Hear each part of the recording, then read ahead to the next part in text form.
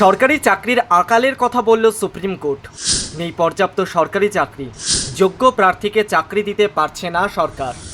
স্বাধীনতার পর প্রায় ৮০ বছর হতে চলল, আর এখনও সব যোগ্য প্রার্থীর জন্য সরকারি চাকরির বন্দোবস্ত করতে পারছে না সরকার, আক্ষেপ করল শীর্ষ আদালত। বিহারের এক মামলায় শীর্ষ আদালত বলল, স্বাধীনতার পর এতগুলো বছর কেটে গিয়েছে, কিন্তু সরকারি চাকরির অপ্রতুলতা দুর্ভাগ্যজনক। সুপ্রিম কোর্ট বলছে, স্বাধীনতার পর প্রায় ৮০ বছরের কাছাকাছি পৌঁছে গিয়েছি আমরা, অথচ এখনও যোগ্য প্রার্থীদের জন্য উপযুক্ত সরকারি চাকরির ব্যবস্থা নেই, যা দুর্ভাগ্যজনক। খুব কম সরকারি চাকরির সুযোগ থাকার ফলে বহু যোগ্য প্রার্থী চাকরি থেকে বঞ্চিত হয়ে থাকেন, কঠিন পরিস্থিতির সম্মুখীন হতে হচ্ছে। সুপ্রিম কোর্টের বিচারপতি দীপঙ্কর দত্ত ও বিচারপতি মনমোহনের বেঞ্চ বলছে, যোগ্য প্রার্থীরা দীর্ঘদিন লাইনে দাঁড়িয়ে রয়েছেন একটি সরকারি চাকরি পাওয়ার আশায়, কিন্তু পর্যাপ্ত চাকরির সুযোগের অভাবে বঞ্চিত হচ্ছেন প্রত্যেকেই। কিন্তু কোন মামলার ক্ষেত্রে এই প্রসঙ্গ উত্থাপন হলো? আসলে সুপ্রিম কোর্টে বিহারের চৌকিদার পদ সংক্রান্ত বিতর্কের একটি মামলার শুনানি ছিল। বিহারের নিয়ম ছিল যে সে রাজ্যে চৌকিদার পদটি বংশানুক্রমিকভাবে চালু থাকবে, অর্থাৎ যে ব্যক্তি চৌকিদার পদে রয়েছেন তারা অবর্তমানে তারই পরিবারের কেউ চাকরি পাবেন। কিন্তু সেই প্রথাকে পাটনা হাইকোর্ট বাতিল করে দেয়। পাটনা হাইকোর্ট জানিয়ে দিয়েছিল এই প্রথার কোনো সাংবিধানিক বৈধতা নেই, আর সেই নির্দেশের বিরুদ্ধে সুপ্রিম কোর্টে আর্জি দায়ের হয়েছিল। তবে শীর্ষ আদালত পাটনা হাইকোর্টের রায় বহাল রাখল। একই সঙ্গে রাজ্যে চাকরির অভাব নিয়ে উদ্বেগ প্রকাশ করল শীর্ষ আদালত।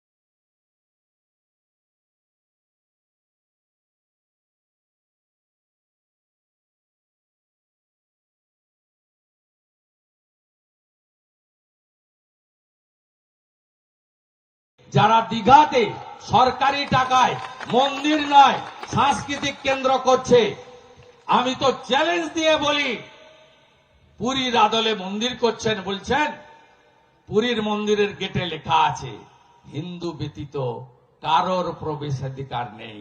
পারবেন তো এই রাজ্যের মুখ্যমন্ত্রী লিখতে পারবেন যে এই স্থানে হিন্দু ছাড়া কেউ ঢুকতে পারবে না? পারবেন লিখতে?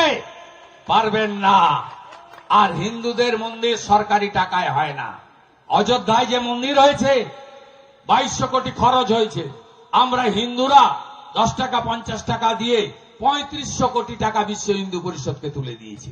সাথে সাথে মন্দির নির্মাণ চলাকালীন ট্রাস্টও গঠন হয়ে যাবে।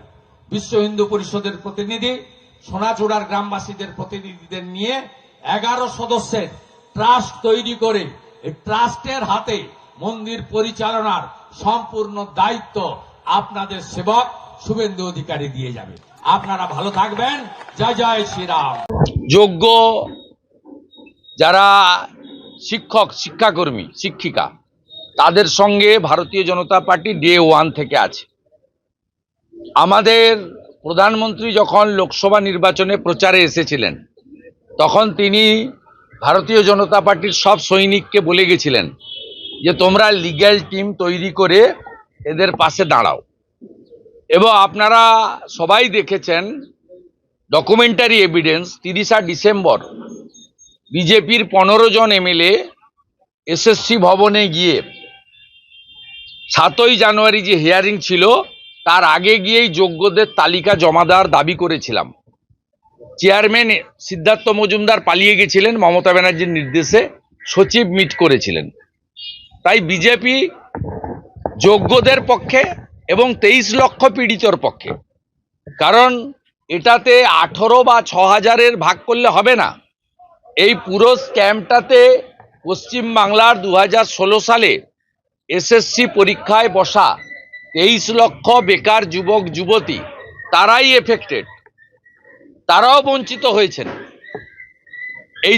এবং এর জন্য একমাত্র দায়ী হচ্ছেন মমতা বন্দ্যোপাধ্যায়, এই রাজ্যের মুখ্যমন্ত্রী। আমরা যোগ্যদের পক্ষে আছি। আমি তাদের বলেছি যে কোনো কাট অফ টাইম নেই। 3 মাস বলে যে এটা প্রচার হয়েছিল ওটা ঠিক নয়। অর্ডার কপিতে কোনো কাট অফ টাইম নেই। এই মুহূর্তে তাদের স্কুলে যাওয়ার বারণও অর্ডারে নেই।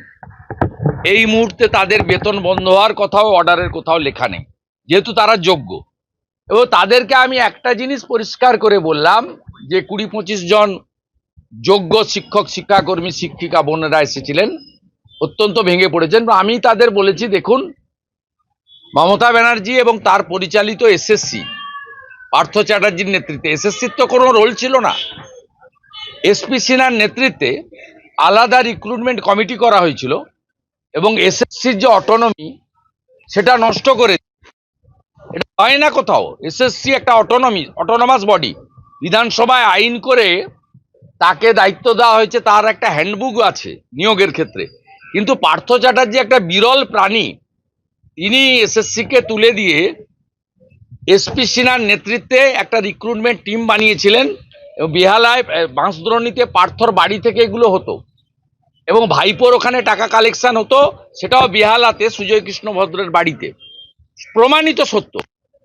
সেখানে মন্ত্রীর ওএসডি এবং পিএস অভিজিৎ বলে একজন WBCS, যিনি হোম পারের অন্তর্গত, তিনি মেম্বার ছিলেন।